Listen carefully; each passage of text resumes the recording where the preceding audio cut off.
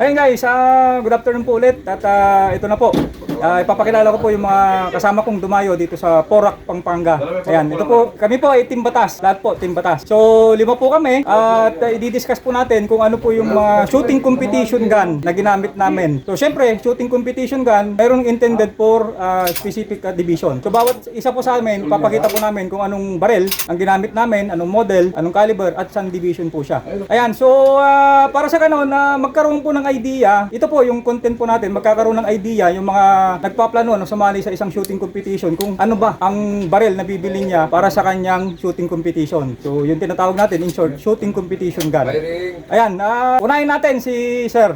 Siya na po magpapakilala ng sarili niya, guys. Si Sir. Hello, good afternoon. I'm Gary Toplas. So, I'm from Bataan Shooters. So, ang gamit kong unit ngayon is itong aking Canik SFS.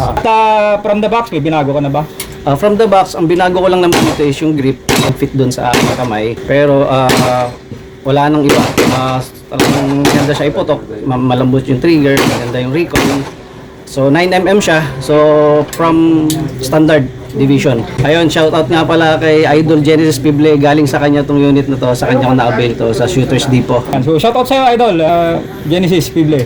Ayan sir, tanong ko lang, nung binili mo yan, ilang magazine ba kasama niya from the box? From the box, meron siyang 2 magazines. So nag-avail ako ng another 2 para at least magamit ko na siya agad. Ayan guys, so 2, alam naman natin na shooting competition, kulang po yung 2. So at least 4 siguro, yes, to make it sure. Oo. Ilang rounds po yung magazine sir? So yung rounds ng magazine niya is meron siyang up to 18 rounds. Tapos yung 2 magazine is extended na additional 2. Ayan. Ito, so kaya niya hanggang 20 rounds. Okay. Ito pong baril niya, pwede sa standard division.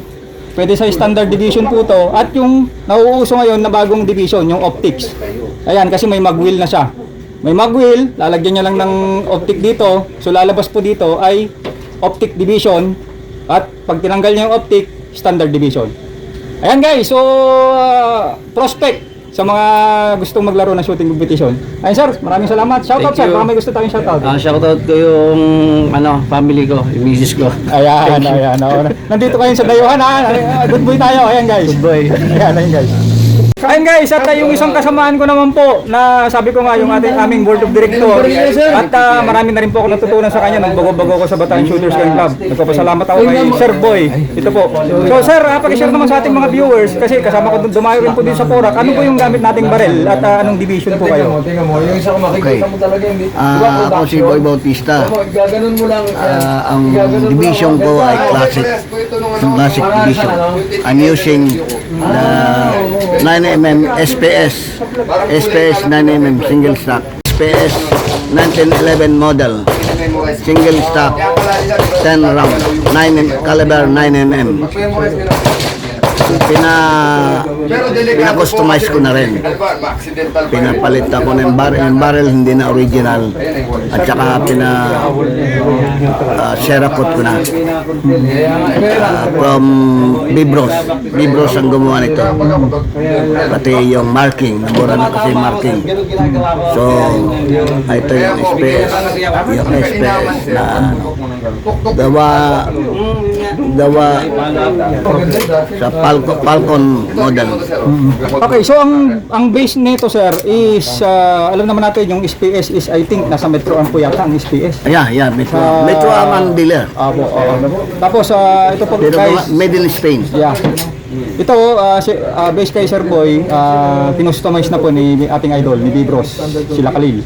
So 10 rounds. Ano yan sir? Pag 10 rounds, diba meron tayong 8 rounds, meron tayong 10 rounds. Pag 10 rounds na 9mm, Your scoring is minor scoring. minor scoring. 9mm na 10 rounds. So minor scoring.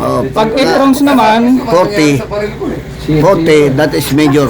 Major scoring. Papasa sa chrono. ayan, okay. Pero ito, talagang hindi pwedeng pumasa sa major, hanggang minor lang.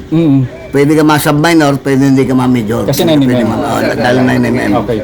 Ilang magazine ang ginamit mo dito sa ating shooting competition ngayon? Ako, gumagamit na ako ng 5 rounds. 5 magazine. 5 magazine. 10 rounds each.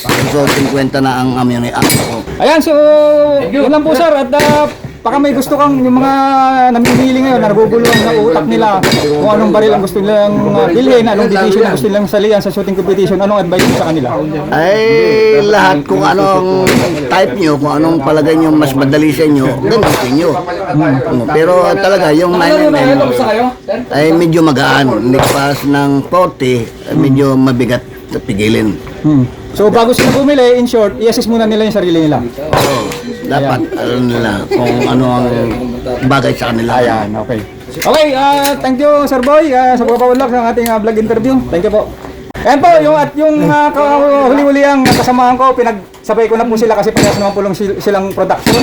Ang pagkaiba lang po nila ay yung kategory. Siyempre ito po ay lady at yun po ay hindi lady.